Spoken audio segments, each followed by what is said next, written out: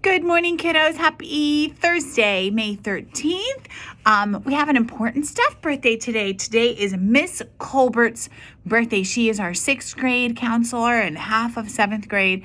Works really hard taking care of all of our kiddos and our teachers and staff members too. So Miss Colbert, you know the drill. I hope that you get whatever you want for dinner and that you don't have to make it. So happy birthday, Miss Colbert. We have some kiddo birthdays as well. Happy birthday to, oh my goodness, my pages are all messed up. Raul Duran Martinez. Happy birthday to you, Raul.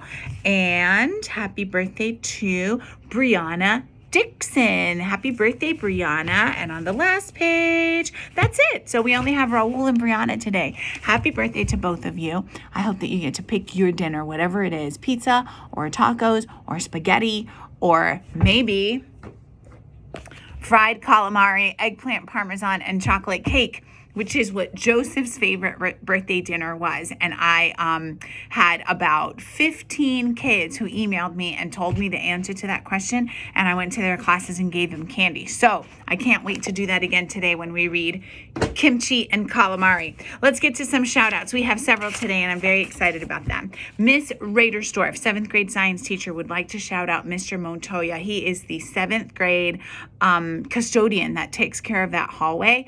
And she says he has always been persistent. There's our word, persistent in his pursuit of excellence.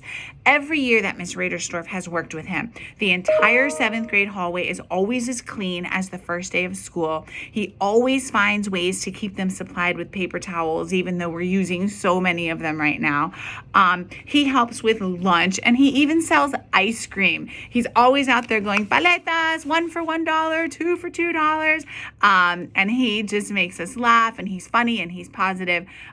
This time of year is hard and we're all not necessarily noticing these things, but Miss Radersdorf just wants to say that everyone in 7th grade really notices and appreciates Mr. Montoya.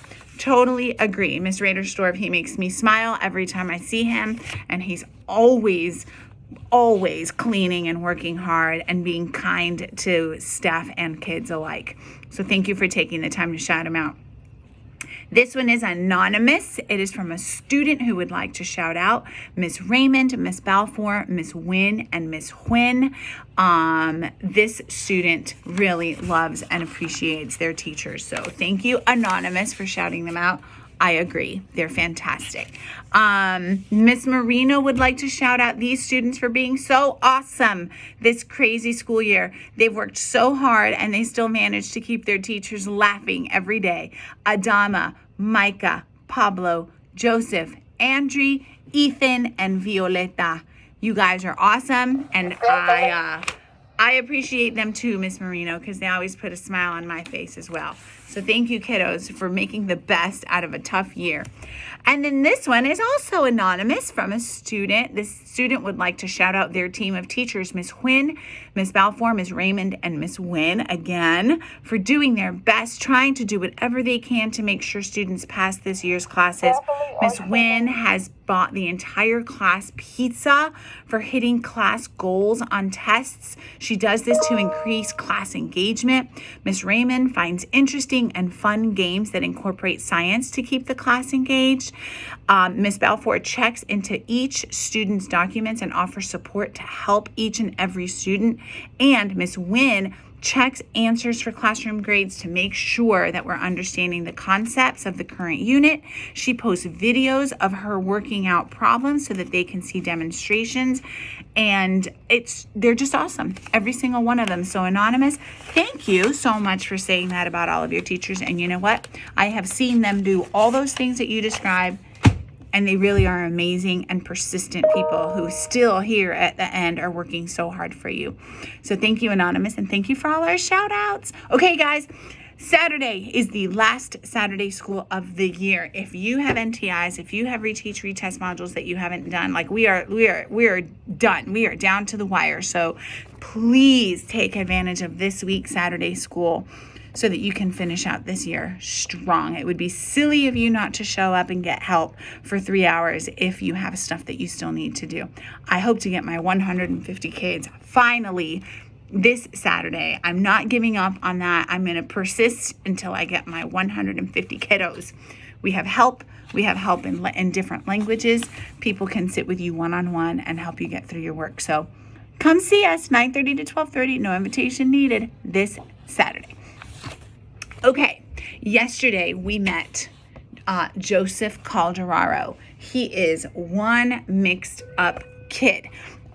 Yesterday when we read the book, it was his 14th birthday, and he went to school and he was so excited that he was going to have a great day, and it turned out the day was not good, and we don't know why. So I can't wait to find out what were the bad things that happened to Joseph on his birthday.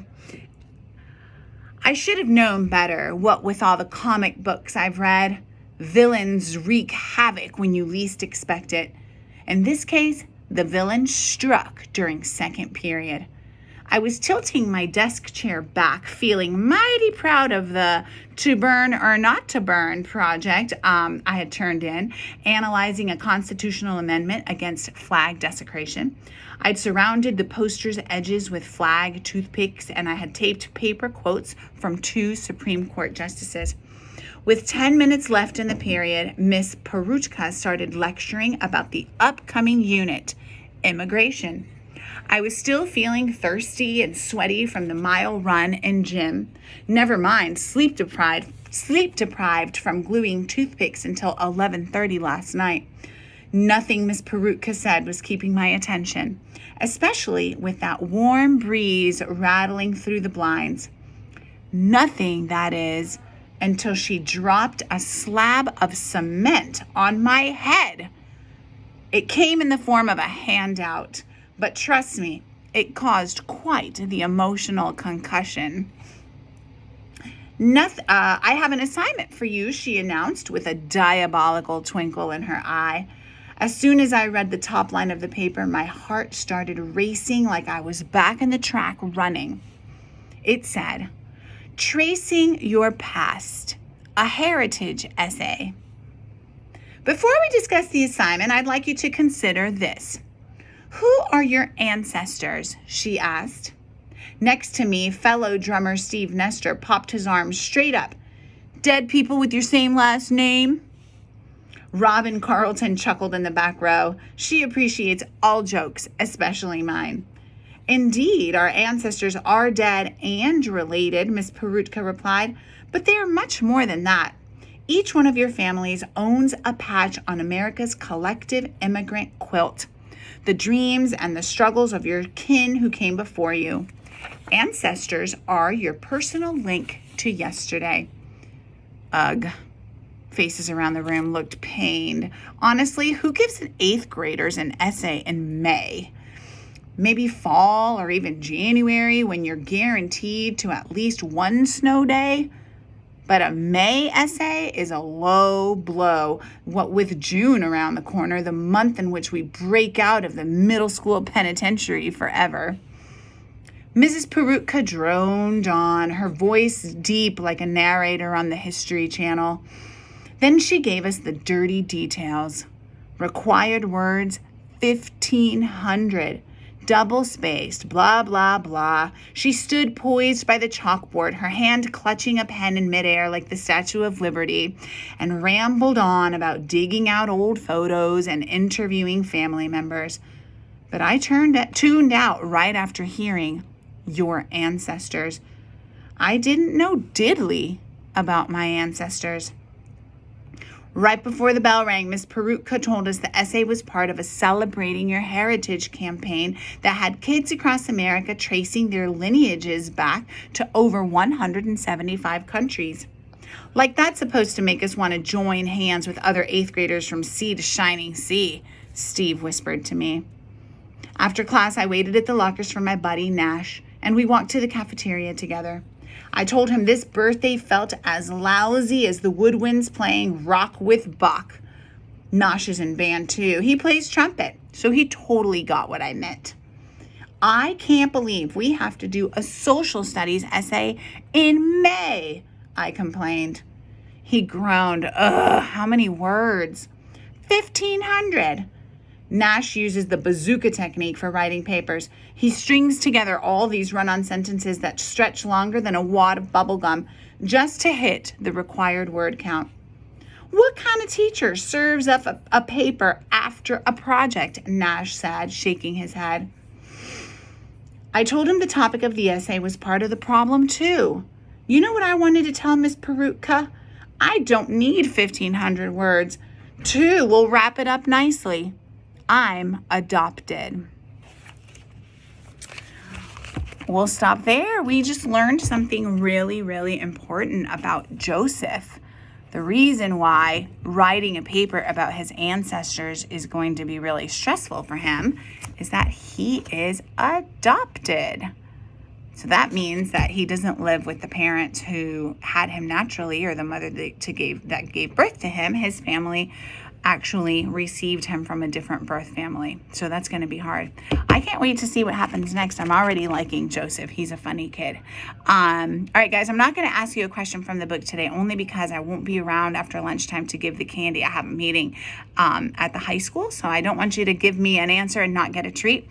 But tomorrow we'll read a little bit more and we'll ask a question. So make sure you pay attention to the next little bit of kimchi and calamari about Joseph Calderaro, one mixed up kid who we now know is adopted, and we'll ask a question then. Guys, I know this is hard, but you can do it. Just keep on persisting. We'll support you every step of the way. Love you.